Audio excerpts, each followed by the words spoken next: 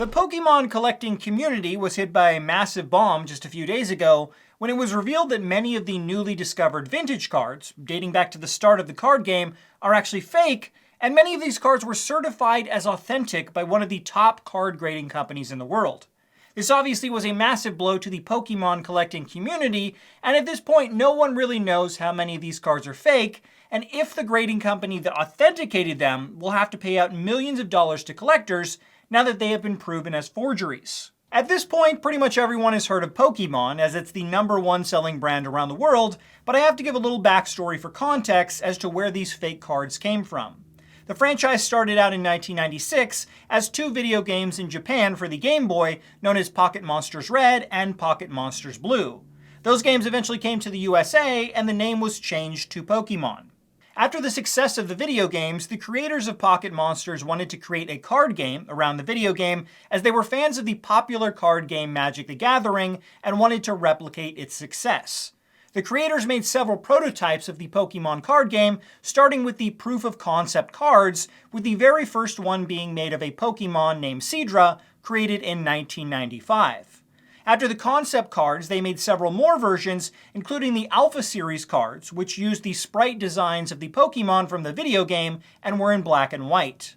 Through various different versions of the cards, they eventually added color, got more complex, and used custom artwork instead of the basic sprite designs from the video game. They had beta cards, delta cards, alpha presentation cards, beta presentation cards, and I could go on and on. The point is, they made a lot of pre-launch cards to test out the design and feel of the card game before it eventually launched to massive success in 1996 in Japan and 1999 in the USA. Now, it was believed that most of these pre-launch cards were either destroyed or kept in the private collection of the creators of the Pokemon game, as very few of them had ever made it out to the public to be bought and sold. That all changed in 2024 when Takumi Akabane, one of the original developers of the Pokemon card game, began selling off his personal collection of cards, which included hundreds of never-before-seen pre-launch Pokemon test cards from 1995 and 96. This obviously made a huge splash in the collecting community, as people began a mad dash to try and buy up these insanely rare cards for their collections. In order to increase the value of the cards, Akabane partnered with one of the largest card grading companies in the world, known as Certified Guarantee Company, or commonly known as CGC. Akabane and CGC authenticated the cards as real and began grading the cards. Card grading has become incredibly popular over the past few decades, and it almost always increases the price of a card if it gets a good grade. The companies grade a card based on its quality of manufacturing and making sure it doesn't have any imperfections like whitening on the card corners. If a highly in-demand card gets a perfect score of 10, it can often go for massive amounts of money because the card company is certifying that the card is authentic and in perfect shape. In 2022, an extremely rare Perfect 10 Illustrator Pikachu card was sold to YouTube scammer Logan Paul for a whopping $5.2 million. Now that we understand the grading process and why it makes the card more valuable to collectors, it was a massive deal that CGC decided to certify those cards as authentic that no one had seen in almost 30 years. Akabane even autographed several of the cards before grading them by CGC, which increased their value even more. These were some of the hottest Pokemon collectibles in the second half of 2024, but that all came to a screeching halt on January 26, when a collector who owned several of these cards made a post on the Elite Forum website, which is for serious Pokemon collectors. He stated that using a not well-known technique, he was able to identify that at least some of these cards that were authenticated by CGC as being from the 1990s were actually recently printed in the year 2024. Now, the process that he used to determine these cards are fake is something that I had never heard of before researching this video, but turns out it really is a method that law enforcement can use to identify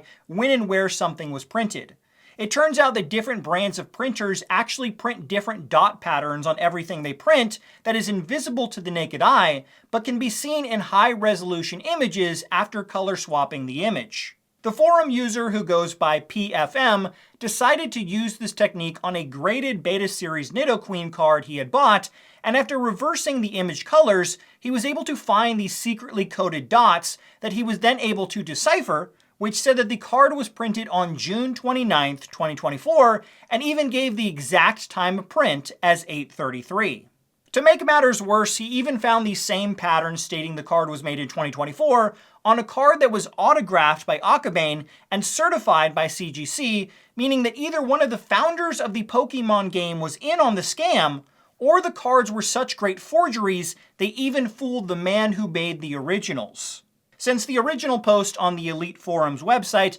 other people who had bought these cards have run the same test and confirmed that their cards are also forgeries made in 2024, so this doesn't appear to be an isolated incident, and it has turned the Pokemon collecting world on its head. Before this information came to light, there were hundreds of these graded cards that were being sold on eBay and other auction websites, and it's believed in total about $10 million has been exchanged buying and selling these cards through auction houses since they first got graded in 2024. Private collectors have been selling these directly to people as well, so there is no way to know just how many millions of dollars have been lost on these masterclass forgeries. Now, some minor good news for collectors is that the first 3 of these cards that were sold directly by Akabane and graded by CGC have now been authenticated as real after uncovering 1996 printer watermarks. So it seems much more like Akabane isn't involved in trying to scam the fans, and other people decided to capitalize on these new cards hitting the market afterwards.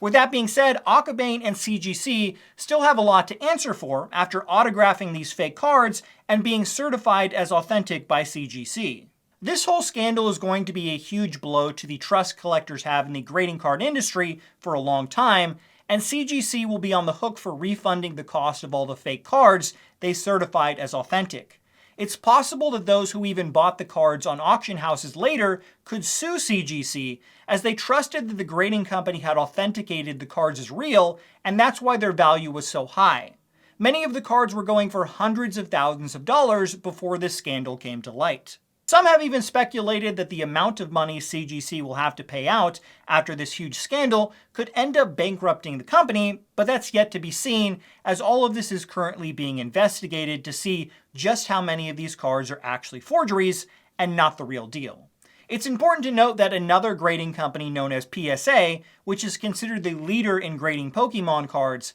didn't actually grade any of these cards, and they were all graded by CGC, who worked directly with Akabane to authenticate the cards. I really do hope that Akabane was not involved in selling forgeries to Pokemon fans, as that would really tarnish the brand for years to come if it does turn out that one of the original creators of the game was in on the scam.